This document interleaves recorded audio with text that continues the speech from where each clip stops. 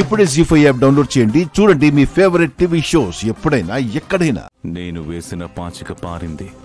ఈ ఇంటి వారసురాలిగా గౌరవం దక్కాలన్న నా కూతురి కోరిక నెరవేరింది.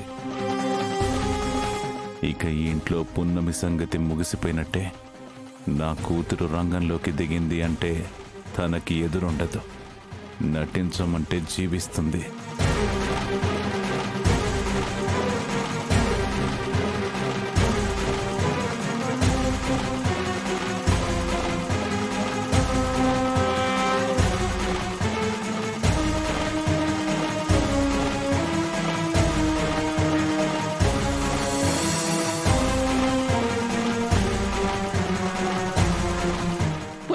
పున్నమి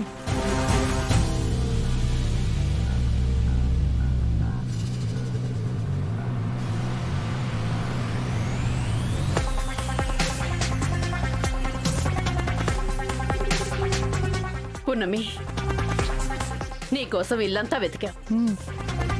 ఇదిగో మనం ఇంతకాలం వెతుకుతున్న ఇంటి వారసురాలు జాబిల్లి.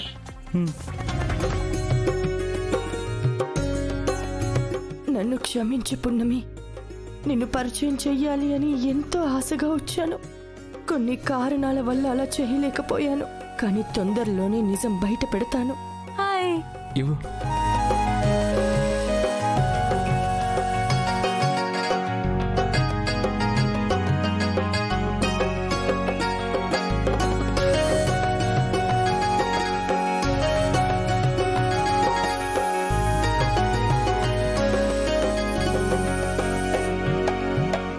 ఇంతకాలం ఏమైపోయావు జాబిల్లి? నీకోసం నానమ్మ నాన్న ఎంతగా ఎదురు చూస్తుంటారో ఆ దేవుడికే తెలుసు. నీకోసం చేయని పూజలు లేవు, చేయని ప్రయత్నాలు లేవు. ఈ స్థానం కోసం నేను చెయ్యని ప్రయత్నాలు కూడా లేవు పున్నమి.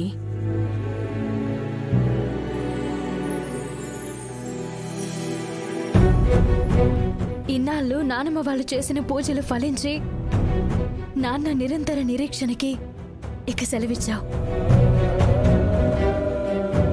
థ్యాంక్స్ జాబిలమ్మా. ఇప్పటికైనా వచ్చావు.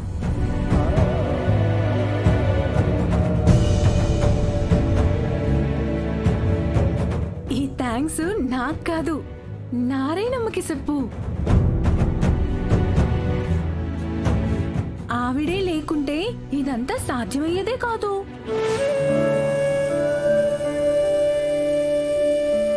నేను కూడా నా వాళ్ళ కోసం రోజు కలలు కంటూనే ఉన్నాను. నా కళ ఇన్నాళ్లకు నెరవేరింది. నారాయణమ్మ, నీకు చాలా చాలా థ్యాంక్స్.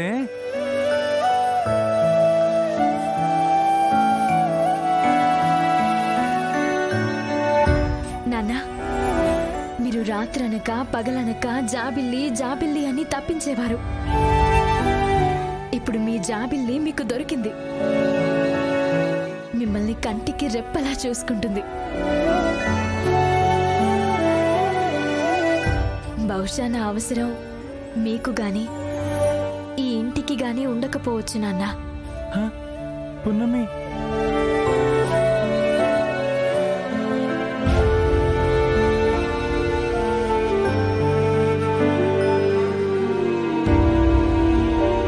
పున్నమి, నువ్వు నాకు మాటిచ్చావు, మర్చిపోయావా? జాబిల్లి వచ్చినా నువ్వు ఉండాలనే చెప్పాను. ఆ మాటకి కట్టుబడుండు.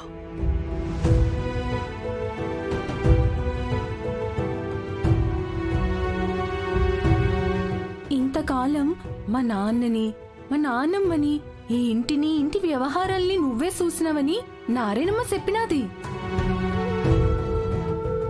చాలా థ్యాంక్స్. ఇక నుండి ఈ బాధ్యతలన్నీ నేను చూసుకుంటాను.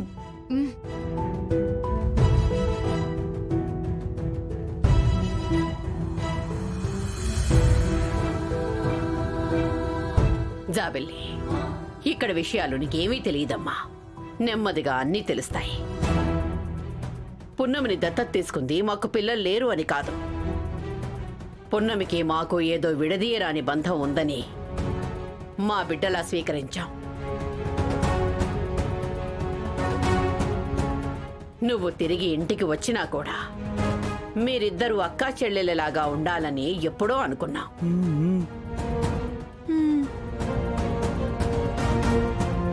అవును జాబిలి, ఈరోజు మీ నాన్న ప్రాణంతో ఉన్నాడు అంటే అది ఖచ్చితంగా పున్నమి వల్లే.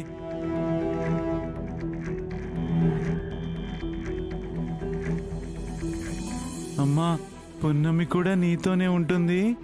నేను ఇంతకు ముందు కూడా పున్నమికి మాటిచ్చాను. పున్నమి కాదు, నారాయణమ్మ కూడా ఇక్కడే ఉంటుంది. పున్నమితో పాటు నారాయణమ్మ కూడా ఇక్కడే ఉంటుందమ్మా.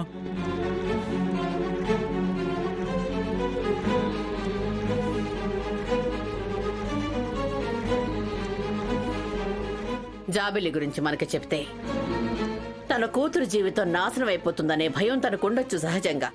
కానీ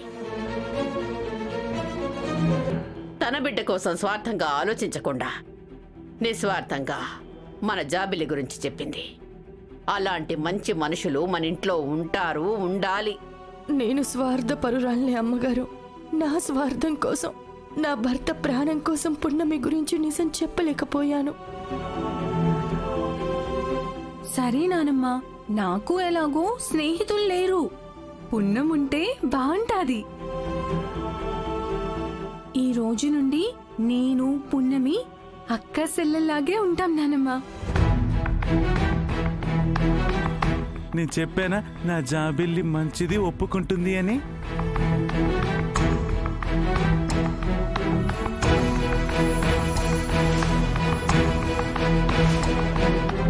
పృథ్వీ, మా వారసురాలు తిరిగొచ్చిందని ఊరంతా చాటింపు వేయించు. రేపు మన ఇంట్లో ప్రెస్ మీట్ ఏర్పాటు చేసి వారసురాల్ని ప్రపంచానికి పరిచయం చేస్తున్నామని చెప్పు. అలాగే వచ్చిన వాళ్ళందరికీ కూడా కమ్మని విందు ఏర్పాటు చేయించు. అలాగే రాజమాత.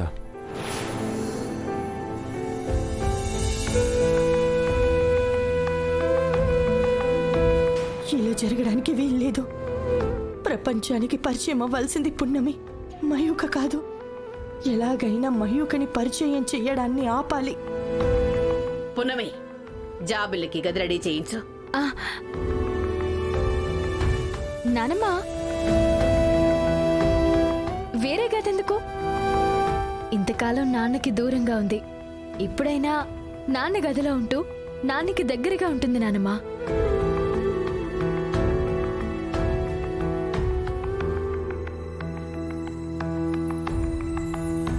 సరే నాన్న. అవును జాబిలి, ఇన్నాళ్ళు నేను ఒంటరిగానే ఉన్నాను కదా. ఇప్పుడు నుంచి నువ్వు నా పక్కనే ఉండమ్మా. ఈ పున్నమి తెలిసి చేస్తుందో తెలియకుండా చేస్తుందో అడ్డంగా బుక్ చేసేస్తుంది.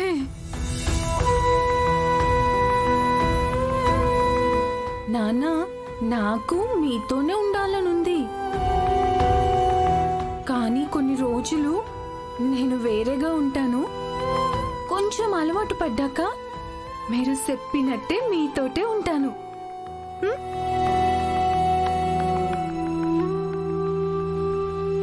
జీ5 యాప్ డౌన్లోడ్ చేసి అన్ని ఎపిసోడ్స్ పూర్తి ఉచితంగా చూడండి.